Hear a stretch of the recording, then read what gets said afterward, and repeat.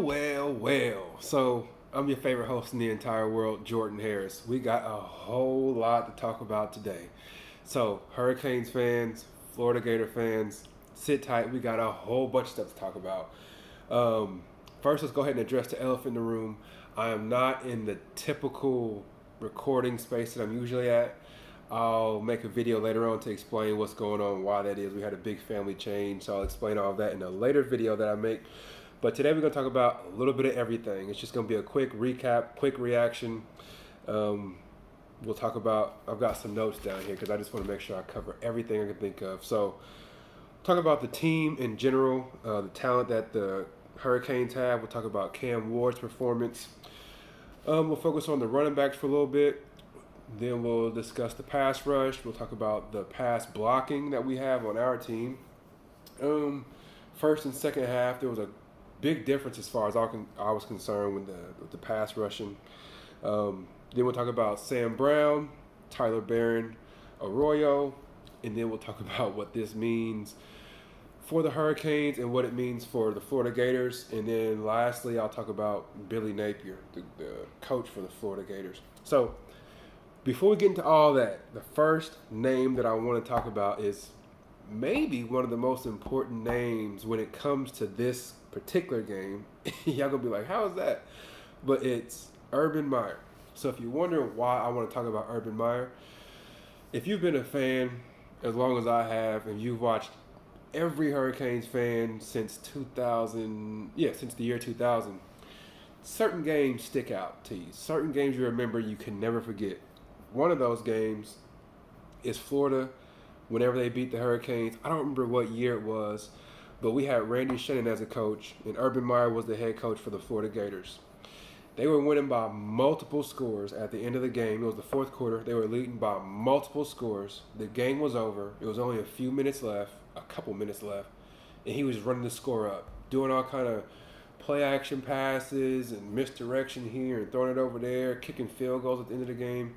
So ever since then, I have learned to hate the Florida Gators. Like, I hate them. Not as much as I dislike the Seminoles, but the Gators is my second least favorite team in all of college football. So today, when the Hurricanes just kept on moving the ball towards the end of the game, and they were play action, they were throwing it down the field left and right, I was all for it. I was like, pile it on. At the end of the game, when they took Cam Ward out and they brought the backups in, and they went ahead and just basically not gave the game away, but they just got off the gas. I was like, nah, man, go ahead and pile it on them. Kick a field goal. Give us another score. Just because what Urban Meyer did those years ago, I still have not forgot that. So anyway, let's talk about the Miami Hurricanes team talent. So this is just the first game, right? So this is just the first game. Let's not overreact. But this is the first year in a long, long time that I've watched the Hurricanes and I've said, I don't know, like, obviously we have a bottom. Like, this team is really, really good. Like, you can just look at the talent on this team, you can say they're not gonna. This is some teams you can point at and you say they're just not gonna lose to that team. Plenty of teams you can point at and you say the Hurricanes are gonna beat them just on talent alone. But with this team, it's the first time that I've looked at them and I said, I don't know how good they actually could be. I watched Georgia earlier. Like I mentioned last year when I watched Georgia play, the level of discipline that they have on their team is unbelievable. If our Hurricanes can get that level of discipline on every snap, I don't know, like, our talent level, I don't know how it competes and how it compares to Georgia, or when we watch Alabama, I don't know how good they are. But watching this Hurricanes team, I really don't know how good they really can be. It looks like the talent that they have is top notch. It really does. And then I watched the Florida Gators, and again, this is the first time where I've looked at the Hurricanes play another team, and I've thought, this other team was just completely outmatched. They outmanned. And I could tell the Florida Gators knew that, especially like at the beginning of the third quarter. The Gators was like, yeah, this is too much. They are too talented. They are too good.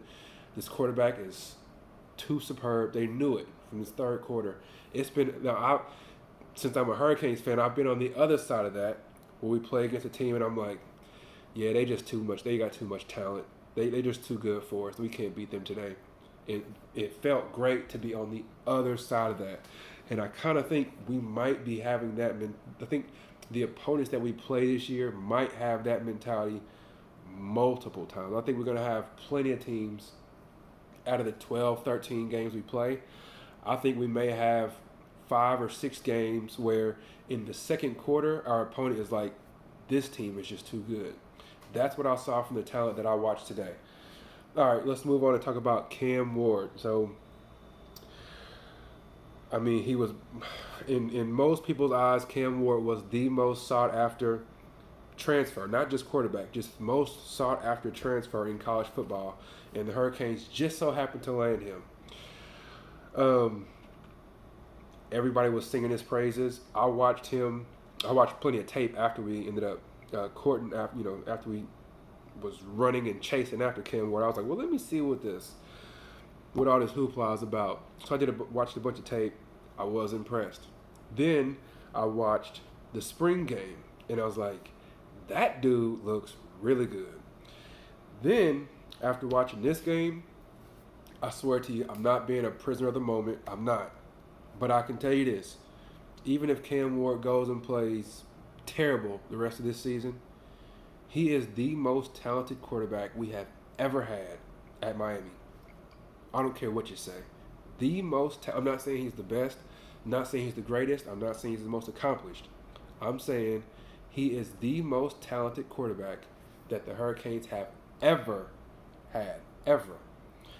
This dude, I think it was the third quarter, when he felt that pressure, and then he spun out and rolled to his left, and he's a right-handed quarterback, so he had to throw it across his body, and he threw it down the field for a touchdown. That play I was like, I took a video of that and sent it to my brother, and I said, we have never had a quarterback this talented before for the Hurricanes, ever. So, am I impressed? Absolutely.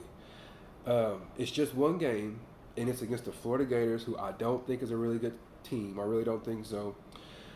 But the dude is really good. And what I like about him more than anything, like, obviously he's got some talent.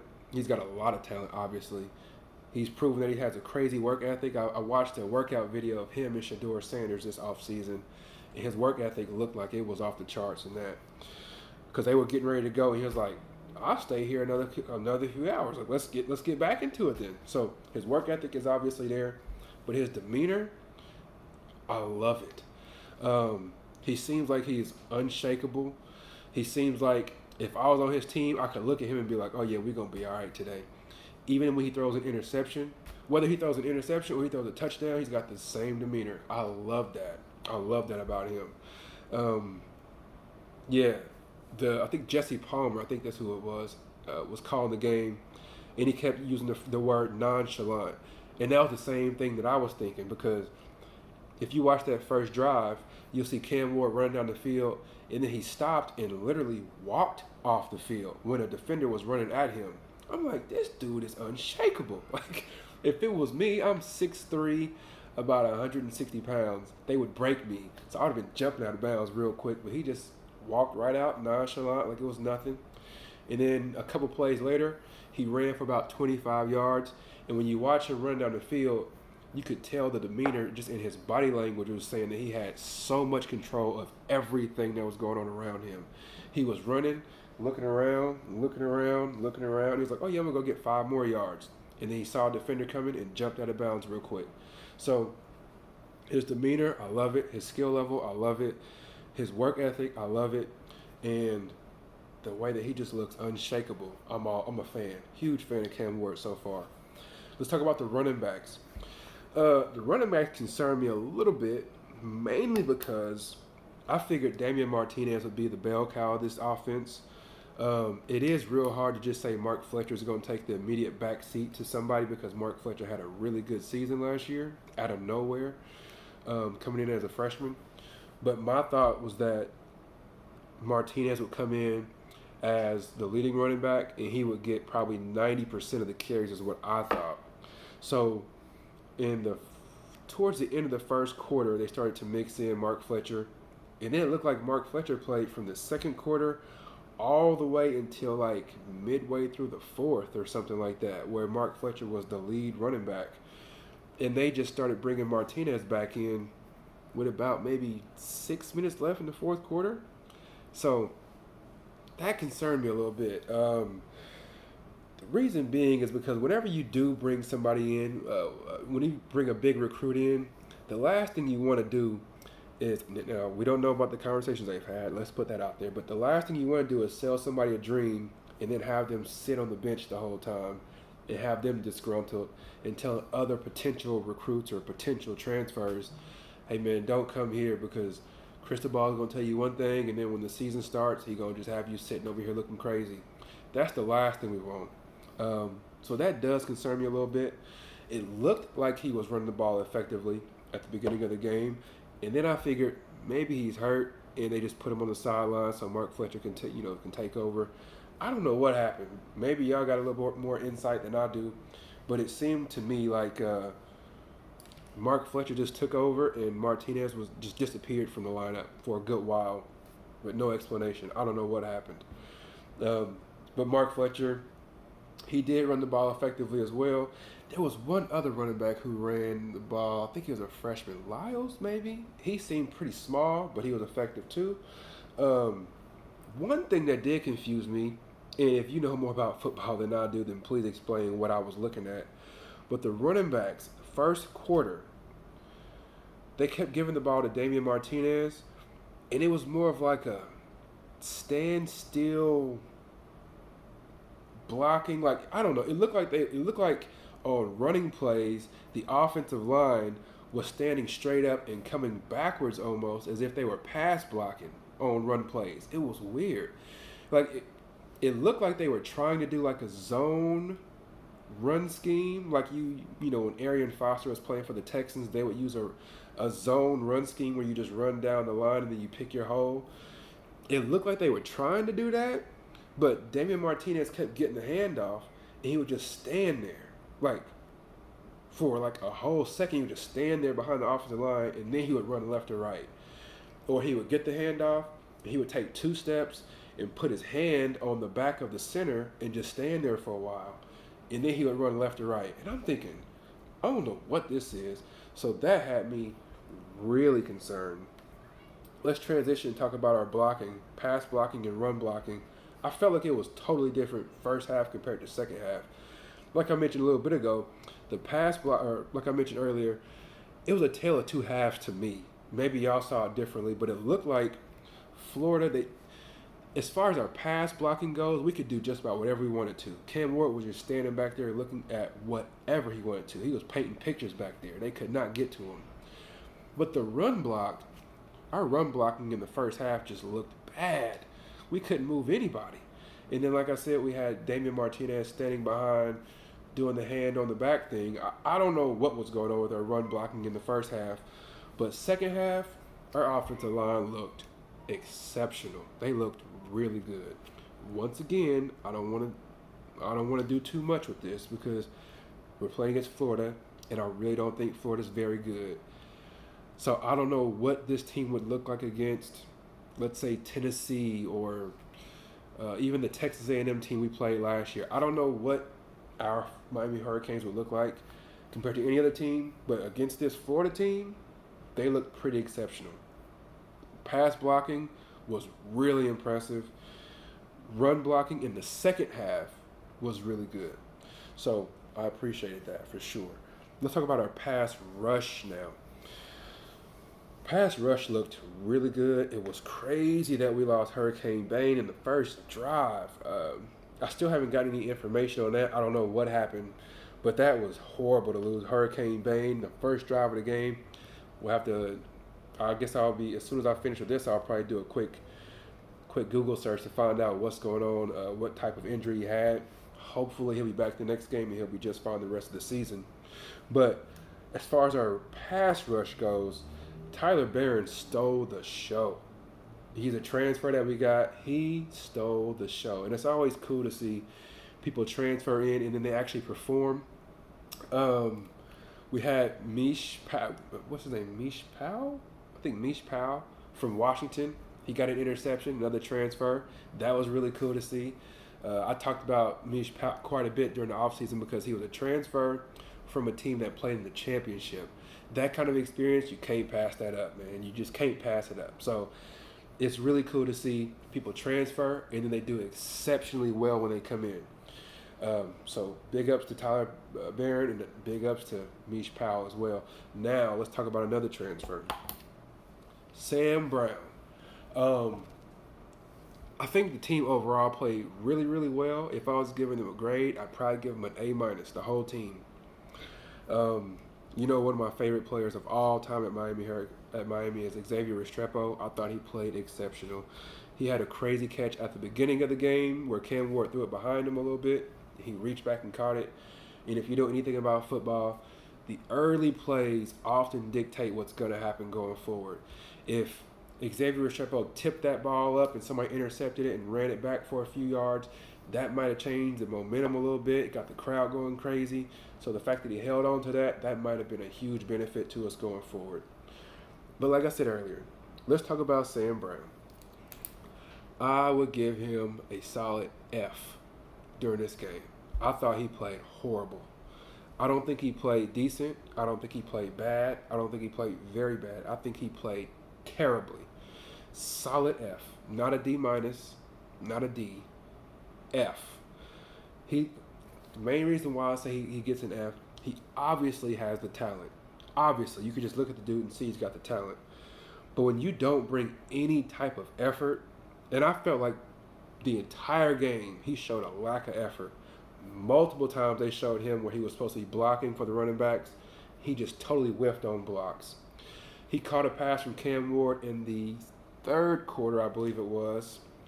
And instead of running to the pylon, he did this weird loafing thing where he was just jogging to the pylon. I guess he was expecting the defender's momentum to carry him into the end zone, but as we say in Wichita, Kansas, where I'm from, he a little light in the butt.